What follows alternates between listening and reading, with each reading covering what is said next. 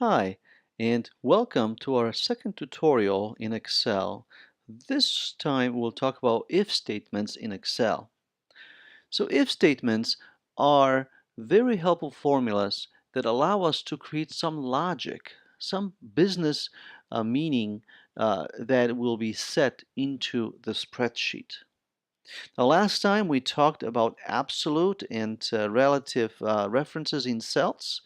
Let's go ahead and use the same example here of students with their age and discuss the if statement. So I'll remove our data from the previous discussion.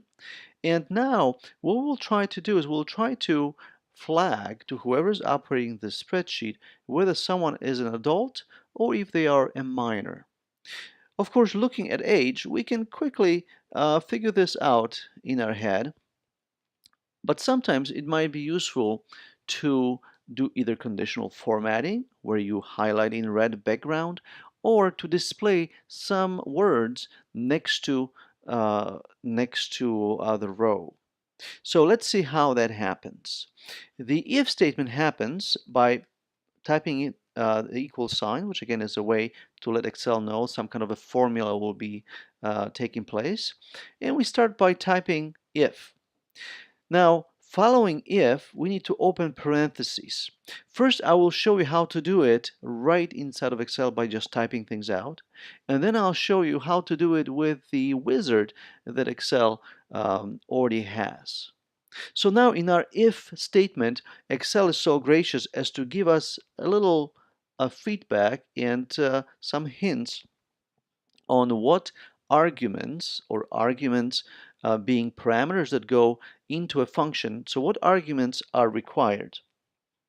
Any argument that is inside of square bracket would be optional, and the ones which are not in brackets are required. For our demo, we're going to use all three arguments so that you know exactly how this function works.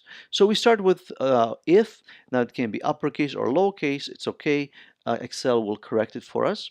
We will first try to determine whether the student is an adult or a minor. And of course, to do that, we'll have to evaluate this cell and see if the age is greater or equal to 18. And we will do that by saying the C3 cell, so that is where our age is located. I will use relative value because I want to be able to fill this function next throughout the column. So we are testing C3 and we're trying to see if this person is an adult, therefore their age would be greater or equal to a specific value which we choose, which is 18. Now we could have done it the other way around, where we would test whether the age is less than 18, in which case the true condition would be that they are a minor. So in logic, you can do things either way. You can either look for someone who is an adult or look for someone who is a minor.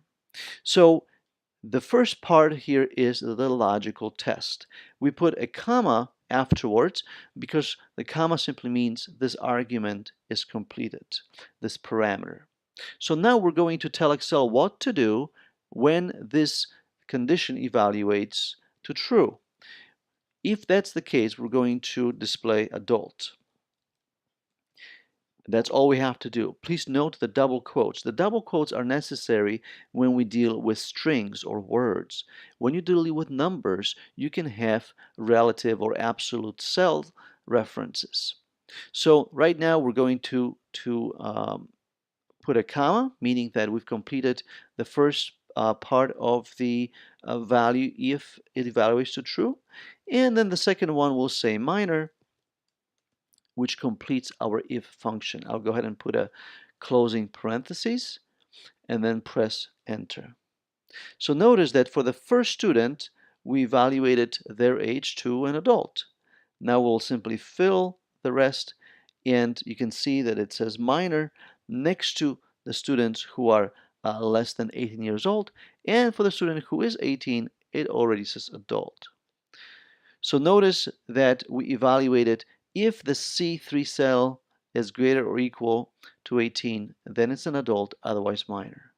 So let's see if we can do the same formula, only with the opposite logic. We're going to say if the C3 cell is this time less than 18, in that case, make sure to label this as a minor, otherwise as an adult. So now you can see that my business logic took the opposite approach. However, the effect should be the same. Pressing enter and filling the rest of the rows, notice that the results are identical. So depending on how your mind works, what's easier for you to understand, you can take multiple approaches in determining the logic. But notice that in the second approach, minor was going to evaluate to true because C3 would be less than 18, and then adult would evaluate to false. And that is the requirement for these parameters. So at this point, I just typed in the formula because it seemed easier for me to do it that way. However, you can accomplish this with the wizard, and the wizard is under logical functions. So notice different categories of functions. If you can't remember the category, just type an insert or press insert function and then find the function you're looking for. Under logical, I have an if function, and now what's happening, and I'll go ahead and quickly resize my screen so that you can see. There we go. So when I'll demonstrate it one more time. When I went to logical and then if, Excel provided here some prompts. On the Windows system, there's a pop-up, so it looks a little bit differently. This is the same function, the same functionality, the same arguments. However, I do have a little bit of space to work with, and so it might seem more convenient. So let's go ahead and duplicate the first function where we actually look for adults.